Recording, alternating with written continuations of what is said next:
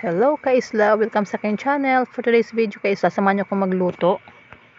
Magluluto pala ako ng adobong baboy. Nagisa lang pala ako dyan ng sibuyas bawang.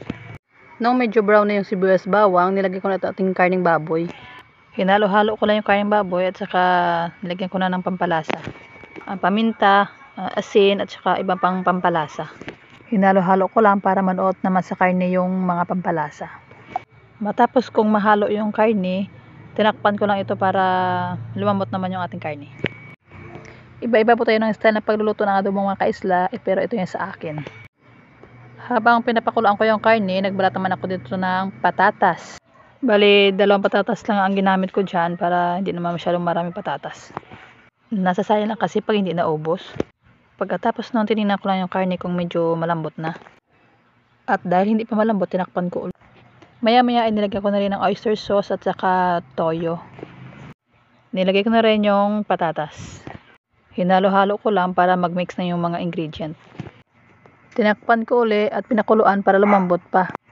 At nung malambot na yung karne, nilagay ko na itong pineapple tidbits. At nilagyan ko na rin ng siling haba. Kaya ito na, luto ng ating adobong baboy. Pagkatapos kong magluto, agad naman kami nag-asikaso para makapunta na kami ng dagat kasi ito na sila naghihintay. Ano na yung aking mga kapatid at saka si Papa. Dito kami maghahaponan sa dagat. Linggo-linggo nga namin ito ginagawa at ito na yung pinakabanding namin magpamilya. Tuwing Lunes kasi at saka hanggang Biyernes kami ay mga busy, kaya tuwing Biyernes ng gabi or Sabado ng gabi kami naghahapon ito sa dagat. Importante kasi sa pamilya ang pagbabanding. Yun lang kasi ang time na magkakasama at magkikwentuhan.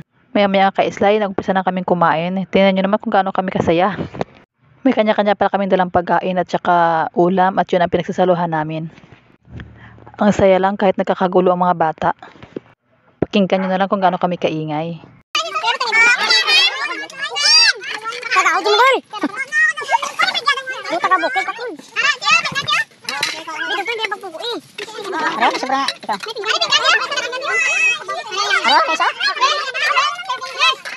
May sayo? May? Adobo nga ano mo? Adobo? Adobo? Boy, pabatay na tayo lang.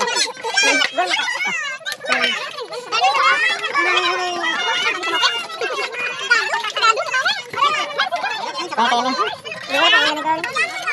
Pag nakapagtaka, puro sabaw naman. Napakinggan yung mga kaisla kung gaano kami kaingay. Kahit ganon pa kaingay mga kaisla, hindi kami nag-aaway-away.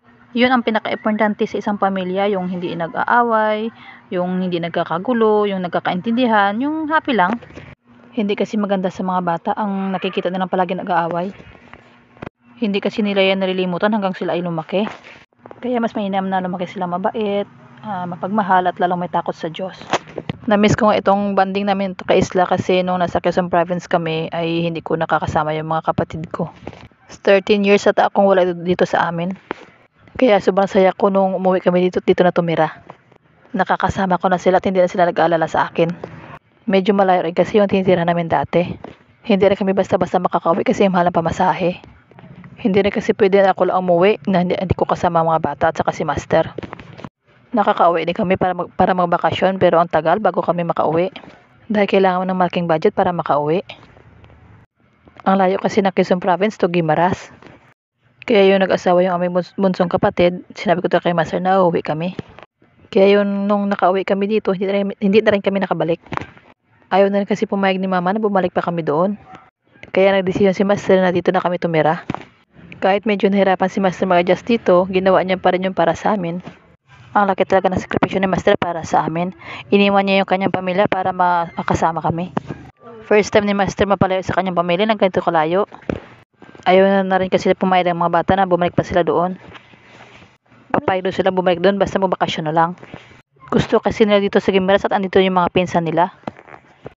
Katulad niyan, magkasama-sama na naman kami. Kaya tuwang-tuwa talaga yung mga bata. Gustong-gusto na nga naman si umuwi doon sa lugar nila at namimiss na daw niya. Kaso nga yun nga, hindi pa pwede kasi wala pa kaming budget. Mag-iipon muna kami para pati mga bata makakasama. Namimiss ko nga rin yung lugar na yun kahit ilang taon na kami doon. Nagustuhan ko doon kasi malapit din sa dagat. Nagagawa ko kasi doon yung mga ginagawa ko rin dito sa amin. Tulad ng panghibasan at pangingilaw sa gabi. Doon ko rin naranasan manghuling at magkupras. Sumasama din ako kay Master pag siya maglalambat. Ang dami kong na-experience doon nung nandun pa kami. At yung naranasan na may hirap doon ay yun ang nagpatibay sa amin.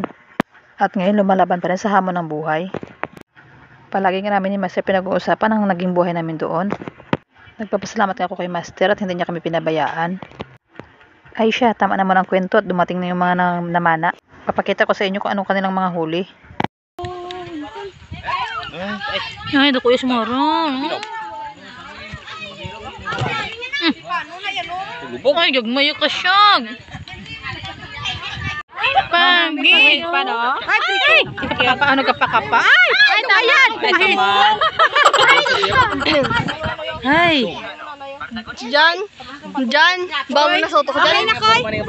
Isunod na lang yung Isunod lang yung lagsalo at si Tainday. Sa Tainday. Diyan, lagsalo at si Tainday. Diyan, nunoy. Nunoy. Lagi niya? George. Ay, hindi ko. Kami na yan. Hindi ka mo na magkagi ha? Pagi na, magkakaon dyan. Paday.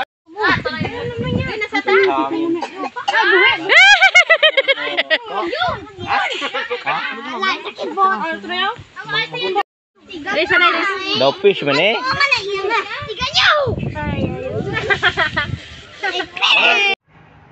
So, hanggang dito na lang muna mga kaislang aking kwento sa inyo. Mag-share ako ulit sa inyo next time ng aming buhay-buhay. So, ngayon kaislang ay uuwi na. Tapos na kami maghapunan. Siguro mga around 9 o'clock na siguro yan or mahigit pa. Kaya nagdesisyon na kaming umuwi na. At hanggang dito na lang muna kaisla aking vlog for today's video. Thank you for watching kaisla. See you in our next vlog. Bye!